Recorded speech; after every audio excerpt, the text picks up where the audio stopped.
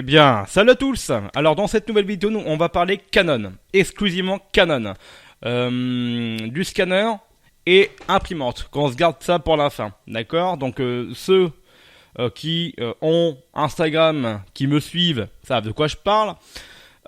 Donc c'est ma première vidéo dessus, hein. Depuis quelques temps, je vous dis que je vais la faire. Alors du coup là on a un scanner Canon en fait tout simplement, donc ça vraiment jauni, il faudrait faire un petit coup de nettoyage. Alors je sais pas si ça va bien se voir, mais voilà.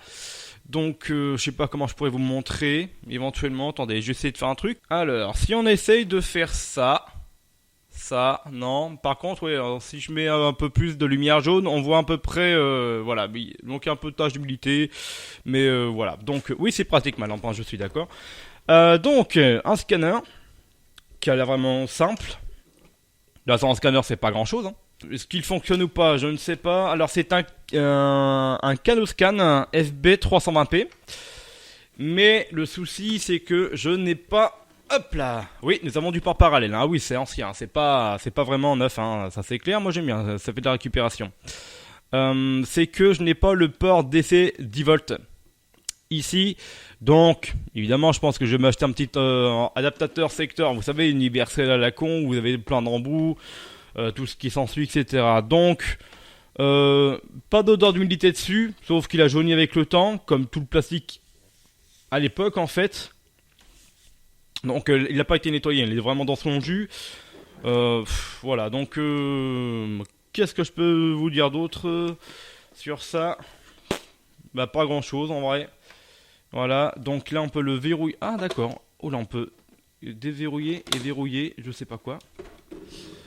Alors ça c'est ça verrouille, ça déverrouille quoi en fait? Ah ça, j'imagine ouais, j'imagine, peut-être. Donc je sais pas. Donc voilà pour le scanner Canon, le CanoScan FB320p. Ah, bon, l'imprimante est là. Alors voici la Canon LBP 660, l'imprimante à 500 kg. Donc voilà, donc un petit logo ici pour ceux qui connaissent. Voilà le petit logo Microsoft Windows Printing System, donc c'est-à-dire qu'on logo Millennium 2000, j'ai dit XP mais non mais comment 95-98, puisque si nous allons derrière, hop là, je sais pas si vous allez voir quoi, non c'est en dessous, je sais plus où j'ai vu ça. Si vous avez prêté attention, nous avons Canon L105-41E. Alors c'est le modèle de quoi ça? Aucune idée. Et elle a été faite en septembre 1998. Vous le voyez là, si vous vous demandez.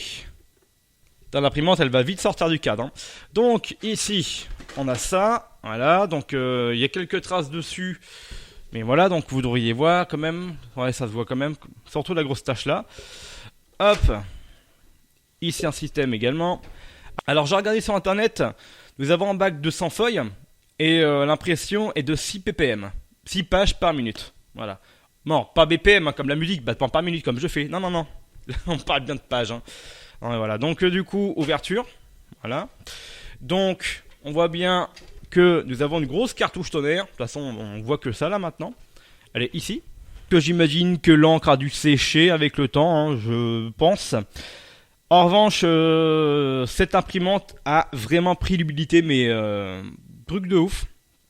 Elle sent encore un peu, alors qu'elle sentait vraiment fort quand je l'ai récupérée en fait. Et donc, j'ai prévu de la démonter entièrement pour nettoyer tout le système éventuellement. Enfin, je sais pas, hein, je pense que ça peut peut-être démarrer dans l'état, mais voilà. Il n'y a même pas de bouton on-off en fait. On la branche dans le secteur. Alors c'est comme des prises écran, unité centrale.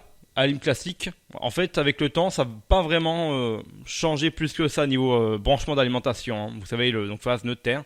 Ça va être surtout à l'arrière qui sent vraiment l'humidité. Donc, vous voyez la prise. Donc ici, on a un petit port là parallèle, branchement parallèle, et l'alimentation telle que vous la connaissez actuelle. Donc voilà pour cette imprimante. Et du coup, bon, je sais pas si je vais la démonter, je verrai bien. Éventuellement faire un coup de pinceau, nettoyer vite fait, enfin je sais pas, on va voir. Peut-être dans l'état qu'elle fonctionne, hein. Mais bon, avec le PC 386, l'alimentation, j'ai eu des surprises. Et là, le PC marche, hein. J'ai même nettoyé le boîtier, donc vous savez avec La petite brosse vapeur Parkside avec plusieurs embouts, tout ça en fait. Et toutes les taches sont parties pour éviter de blanchir, garder la couleur d'origine. Là-dessus, ça n'a pas trop jauni, en vrai, contrairement au scanner. Mais voilà. Donc, je compte la garder s'il fonctionne. Hmm. Vous allez me dire ça sert à rien parce que maintenant tous les PC, maintenant il n'y a plus de port parallèle, oui, mais j'ai beaucoup de cartes mères, donc à l'époque des Pentium 2 231 MX, ouais, mon PGA 370 ou alors des Atom 64 X2, mon PC Phenom éventuellement, pourquoi pas. Donc ouais, mais juste voir si on peut imprimer quelques trucs. Alors c'est du mono hein, de toute façon. Mais voilà, donc voici la Canon LBP 660. Voilà. Bah écoutez, j'espère que cette vidéo vous a plu. On verra éventuellement pour le faire fonctionner, comme je prévois de faire fonctionner les 386. Là, je suis en train de me battre avec mes disquettes pour installer mes DOS. Voilà. Et puis, je n'ai plus qu'à vous dire à la prochaine. Bye.